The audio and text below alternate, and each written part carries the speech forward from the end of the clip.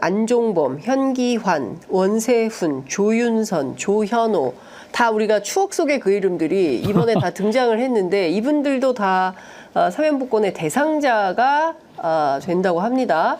사실상 국정농단 세력의 뭐라고 해야 됩니까? 부활입니까? 이분들 다 이렇게 해주는 이유가 뭐고 이제 다 사면복권이 되면 이분들 다 출마할 수 있고 다 그렇게 되는 거거든요. 네. 그러니까 사실상 과거에 국정농단 사건에 다 연루됐던 사람들이 싹 다 사면복권 대상이 되는 겁니다. 이쪽에서는 김경수 지사 하나지만 저쪽은 굉장히 많습니다. 제가 볼 때는 네, 이거 어떻게 봐야 됩니까? 제가 볼 때는 이게 네. 스스로 자기 세력을 확장해 보려고 하는 시도를 하는 것 같은데 네. 지금 검찰, 그러니까 정치 검찰 세력을 저는 신적폐라고 부르거든요. 정치 검찰이 신적폐다. 네, 이분들이 이제 구적폐예요. 네. 국민들이 어떻게 했습니까? 시민들이 이 촛불을 들어서 그 박근혜 정권 당시에 이 적폐를 촛불로 쓸었잖아요. 네. 그분들을 다시 살려놔요.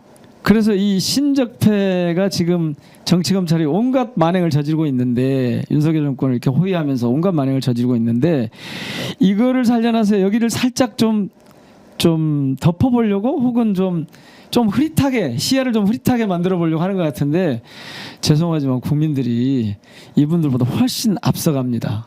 다 가려낼 겁니다. 다 가려내고 네. 이걸 하나로 엮어서 이 신적폐 청산이 네. 저는 다음번 정치 과정에 가장 중요한 국민들의 요구라고 봐요. 네. 그래서 이게 자신들이 어떤 기대를 가지고 이런 걸 하는지 모르겠지만 이쪽에 민주당에 대한 이를테면 뭐 분열책동도 마찬가지고 이쪽에 새로운 세력을 좀 확장해서 자신들을 확대해 보려고 하는 이것도 마찬가지고 저는 저쪽은 완전히 이 새로운 적폐로 함께 엮어서 날아갈 거다. 촛불 네. 민심에 의해서 예. 이쪽은 아마 새로운 대한민국에 대한 그런 단일 대우를 꾸리는데 오히려 도움이 될 거다. 예. 그래서 이거는 정치적인 해석, 정치적인 접근 자체가 사실 잘못된 거예요. 이제 중요한 거는 이 과거에 뭐 의원님 표현에 따르면 구적폐에 해당하는 소위 대한민국 국민들 사이에서는 국정농단 세력으로 알려진 인물들이 전부 다 출마하거나 새롭게 정치할 수 있는 길을 열어주는 것도 상당히 아이러니합니다. 왜냐하면 이 사건을 특검 수사했던 분이 바로 윤석열 대통령인데 그렇죠. 수사팀장이었는데 이분 자기가 수사해서 감옥 보내고 또 자기가 풀어주는 거예요. 이런 정도는 지금 윤석열 정권에서는 저는 하나도 이상하지 않은데요. 그러고도 남을 사람들이다. 예, 그러고도 네. 남을 정권이고요. 머리 아픕니다. 네. 아니 저는 그래서 결국 또 한 판의 대회전이 벌어질 텐데 나중에 이분들이 출마하고 말고는 뭐 지방선거 이후에 그러니까 이 정권의 운명이 어떻게 될지 이후의 문제인 것 같아요. 저는. 네네네. 그 전에 오히려 지난번에 촛불 같은 그런 국민적인 대저항이 있을 거고 네. 그거를 이런 방식으로 막아설 수 있다. 저는 말도 안 된다고 봐요. 이게 예를 들면 요즘 저 유시민 작가가 그런 말씀하셨잖아요. 세 개의 길을 얘기하셨잖아요. 첫 번째 길 그냥 스스로 내려와라. 가능성 없다는 거 아니에요? 네. 두 번째 길 그래 그럼 협치를 해서 제대로 한번 꾸려봐라. 이것도 가능성 없다는 거예요. 네. 지금 이거 보면 가능성이 없어 그렇죠. 보이잖아요. 세 번째 길 그래 지금처럼 부딪혀가지고 깨져봐라. 그 길로 갈 거라고 지금 예측을 한 거 아니에요? 저는 이런 방식으로 하는 것 자체가 그 길로 갈 수밖에 없어요. 제가 어제 대전에 가서 어떤 그 권리당원 지지자분 한 분이 저하고 이렇게 간담회를 하는데 무슨 말씀하세요? 제 4억 길을 가야 됩니다. 그래요. 그래서 아니 이 세 가지 말고 다른 길이요? 그랬더니 뭐라 하냐면 빨리 끌어내리는 길을 가야죠. 그러더라고요. 저는 오히려 이런 그 작태들이 그 제 4억 길을 진짜 재촉하는 민주당이 좀 빨리 끌어내리는 길을 가야 되는 거 아닙니까? 라고 하더라고요. 네. 그 촉매제 역할을 하는 거 아니에요. 네. 오히려 계속 이상한 짓을 해가지고 국민들의 요구는 진짜 못 살겠다. 네. 이렇게 난리인데 원풀법만 해도 지금 그렇고요. 다른 민생 관련한 법안 하려고 하면 다 거부하잖아요. 근데 지금 어쨌든 어제 그제부터 정책위 의장 그 양당 간 합의 통해서 비쟁점 법안들에 대해서 우선 처리 통과를 하겠다는 거고, 그중에 뭐 간호법, 전세사기 특별법 뭐 이런 등등의 법안들이 포함되어 있는데 이 법 통과 안 된다고 보시는 겁니까? 저는 의심하고 있습니다. 의심? 어쩔지 모르겠다. 네, 예. 말은 그렇게 하지만 통과 안될 당연히 거다? 해야 되는데 예. 아니 지난번 영수회담 때 보셨잖아요. 예. 영수회담 하자고 할 때 뭐였어요? 그게 뭐였어요? 이재명 대표가 그 주머니에 그거라도 준비 안 해갔으면 어쩔 뻔했으면 이를테면. 예. 그러니까 아까 세 번째 길로 가는 길을 계속 가는데 근데 국힘은 불안할 거예요. 예. 그래서 이런 시도를 해보려고 할 거예요. 그리고 어느 정도 용산하고 사인은 주고받았겠죠. 네. 예. 그래서 이게 가능성이 없는 건 아닌데 예. 진행되는 과정을 봐야 돼요. 틀림없이 이 과정에서 무슨 꼬투리를 또 잡을지 봐야 돼요. 왜냐하면 우리가 최상병 특검법 네. 세 번째 지금 제출해야 되는 거고 맞습니다. 뿐만 아니라 지금 방송법이나 이런 것도 예. 또 거부권을 행사하면 또 거기서 또 만들어야 대응을 해야 되잖아요. 되고 이런 과정이 계속 있기 때문에 예. 이제 제스처를 취하는 거죠. 우리가 이렇게 하려고 하는데 네. 저쪽에서 계속 그렇게 프레임을 그렇게 예. 가져가려고 하는 여기에 민주당이 말려들면 절대 안 된다고 봅니다. 그래서 요거는 예. 조금 더 봐야 돼요. 저희는 민주당이 그럼 어쨌든 이게 어떻게 해야 통과되도록 예. 최선을 다 해야죠. 의원님 그것 좀 여쭤보겠습니다. 지금 최혜병 특검법과 관련해서 무슨 제3자 추천 한동훈 대표 말만 하고 안 하고 있어요.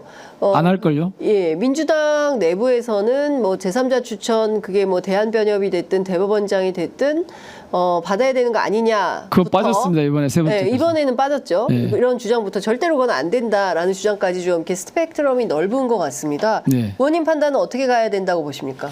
그건 지금 저희들이 가는 방식이 맞을 겁니다. 예. 왜냐하면 예, 저쪽은 어쨌든 최상병 특검법이 누구를 기장하고 이번에는 김건희 여사까지 같이 들어갔거든요. 김건희 여사 그다음에 이종호, 예, 다 이종호 씨 들어갔는데 두 사람 다 들어갔죠 수사 대상에. 이 정권의 핵심을 겨냥하고 있다고 보는 거거든요. 저기서는. 예, 예. 그래서 이거는 어떤 식으로든 예, 피해가는 방법으로 뭐 제3자 추천 어쩌고 할지 모르지만 네, 실제로 이걸 안 받고 싶은 거예요. 절대로. 아마 이거를 받는 순간이 되면 그때는 용산과 국힘 사이가 균열이 생겼을 때쯤일 겁니다. 그리고 그때쯤이면 용산이 더 이상 지금도 뭐 국정 운영의 동력을 상실하고 있지만 네, 더 이상 국가 권력을 운영하는데 아마 한계를 노정하는 그 시점이 될 거고 그때쯤엔 아마 정권이 더 오래가기 쉽지 않은 그런 상황에 이르러야 이게 통과가 될 거예요. 네. 본질적으로 이거를 지금 상황에서는 용산을 치받으면서 예, 하겠냐. 국힘에서 할 수가 없죠. 예, 그러면 이 법은 도대체 언제쯤 통과될 수 있는 겁니까? 정권이 무너져가는 그 시기 언제쯤 아니겠어요? 그게 언제일까요? 저는 거기까지 내다볼 역량은 없습니다. 그런데 그렇게 오래 가질 것 같지는 않다는 생각은 요즘 조금씩 듭니다. 어느 대목에서 그런 걸 느끼십니까?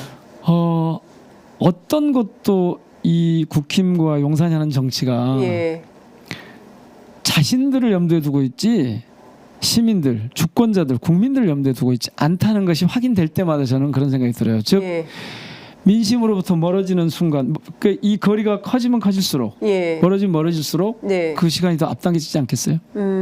그렇군요. 알겠습니다. 지금 아니, 뭐 근데 29분이어서 이제는 가야 되는데 예. 제그 예.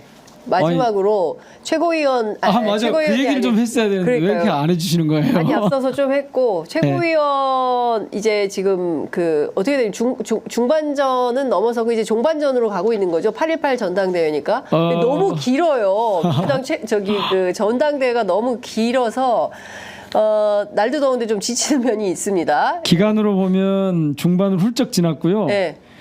지금 투표 혹은 그 의사결정을 하니까 최고위원이나 대표를 결정하는 이 단계로 보면 이제 한 4분의 1, 3분의 1밖에 지나지 않았죠. 그래요. 왜냐하면 예.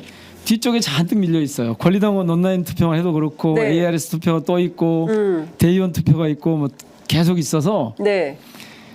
실제 투표 의사결정 과정으로 보면 뭐 한 3분의 1 정도 지났다고 보여집니다. 그렇군요. 의원님 지금 5위신데 아슬아슬 당선권이다. 이런 언론 보도가 있습니다. 턱걸이입니다. 턱걸이. 예, 턱걸이. 예, 지금 수도권 그다음에 전국 ARS 남아 있는데요. 끝으로 제가 시간 1분 정도 드릴 테니까 한 표 호소하십시오. 예.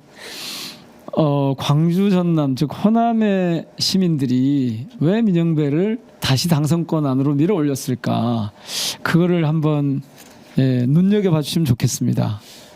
그거는 지금 이 민주당 지도부에 민영배 같은 정도의 이 정치검찰과의 투쟁력 그리고 이 집권 경험 그리고 지역 대표성 이런 것들을 가지고 수도권에서도 좀 잘 봐주세요, 눈여겨 봐주세요 하는 그런 요청 같은 게 담겨 있지 않을까 싶습니다.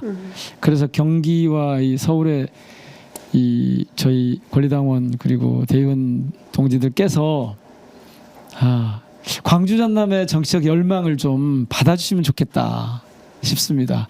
저를 지도부에 좀 넣어주시면 좋겠습니다. 제 몫이 좀 해야 될 몫이 좀 있습니다. 그런 말씀을 드리는 거나 마찬가지인데요. 잘 봐주십시오. 네.